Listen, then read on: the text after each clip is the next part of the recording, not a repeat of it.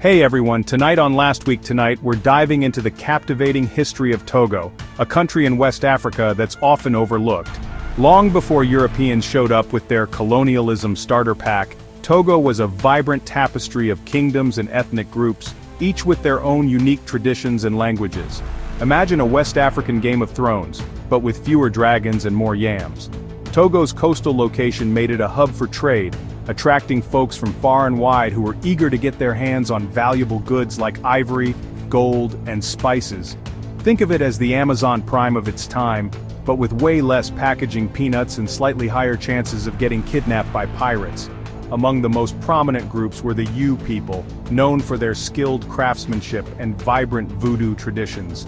Inland, powerful kingdoms like the Awachi and the Kotakoli flourished. These kingdoms were known for their strong military prowess and their ability to forge alliances, proving that even without smartphones, people back then knew how to network. Life wasn't always a beach party though. Togo also faced its fair share of conflict, with neighboring kingdoms vying for control of trade routes and resources.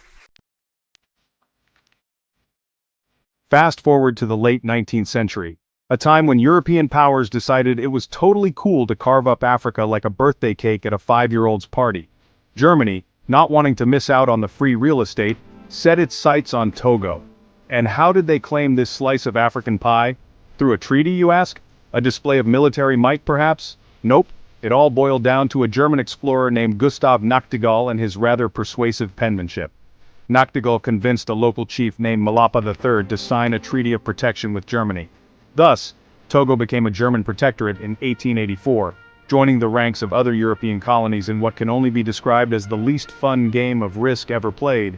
German rule in Togo, while relatively short-lived, left a lasting mark on the country. They introduced cash crops like cocoa and coffee, which, while great for the German chocolate industry, didn't exactly do wonders for Togo's food security. But Germany's reign in Togo was short-lived. When World War I broke out in 1914, things got a little awkward at the colonial dinner party. France and Britain, not exactly known for their fondness of Germany at the time, decided to divide Togo between themselves like two siblings fighting over the last slice of pizza. France snagged the lion's share of the territory, which became known as French Togoland, and so began a new chapter in Togo's history, one characterized by French baguettes, berets, and more colonialism. Life under French rule wasn't all that different from life under German rule, except maybe the accents were slightly more charming. The French, like the Germans before them, continued to exploit Togo's resources and used the colony as a source of cheap labor. It was basically the same song, just with a different singer. The French implemented a policy of assimilation, trying to turn Togolese people into French citizens, but without the healthcare and social benefits. They promoted French language and culture often at the expense of local traditions. Despite the challenges, a sense of Togolese identity began to emerge during this period. Section 4. Sylvanus Olympio, the short-lived hope of a new nation. After World War II, the winds of change were sweeping across Africa, carrying with them the intoxicating scent of independence. Togo, caught in this global current, finally achieved its own freedom on April 27, 1960. Leading the charge for independence was Sylvanus Olympio, a charismatic leader who had a knack for economics and a fiery passion for his homeland. Olympio envisioned a modern and prosperous Togo free from the shackles of colonialism. He promoted economic development, invested in education, and championed a Pan-African vision that resonated with many across the continent. Under his leadership, Togo experienced a period of relative stability and progress. The economy grew, infrastructure improved, and Togo established itself as a voice to be reckoned with on the international stage.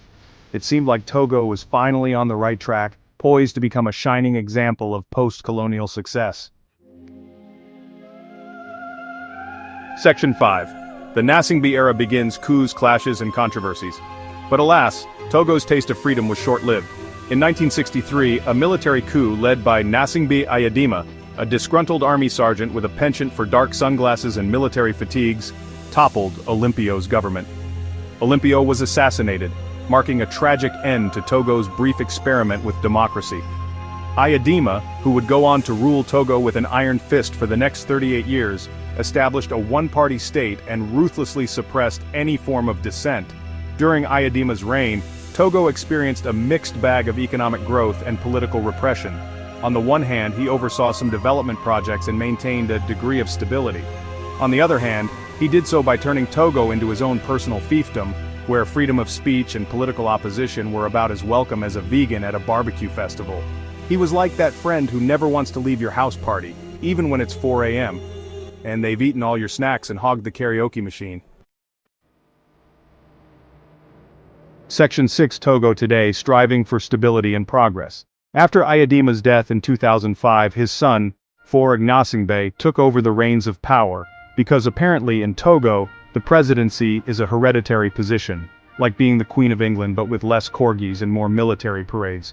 Faure, who inherited his father's love of power but not his wardrobe, he ditched the military garb for a more modern look, has continued to rule Togo, albeit with a slightly softer touch. He's implemented some reforms, allowed for multi-party elections, which his party conveniently keeps winning, and even tried to improve Togo's international image. Today, Togo faces a unique set of challenges. The country is still grappling with the legacy of authoritarian rule, widespread poverty, and limited access to education and healthcare. Despite these obstacles, there's a glimmer of hope. Togo's youthful population is brimming with energy and entrepreneurial spirit, eager to shape a brighter future for their country. The country is also making strides in areas like renewable energy and technology, proving that even in the face of adversity, innovation can blossom. Section 7. Looking ahead. Challenges and opportunities for the little Venice of Africa. So, what does the future hold for Togo? Will it break free from its past and become the beacon of democracy and development that Sylvanus Olympio envisioned? Or will it remain mired in corruption and political stagnation? Only time will tell. One thing's for sure, Togo, with its rich history, vibrant culture and resilient people, deserves a future free from the ghosts of its past. It's a country with immense potential, just waiting for the right opportunity to shine. It's like that friend who's always the life of the party but hasn't quite found their calling yet.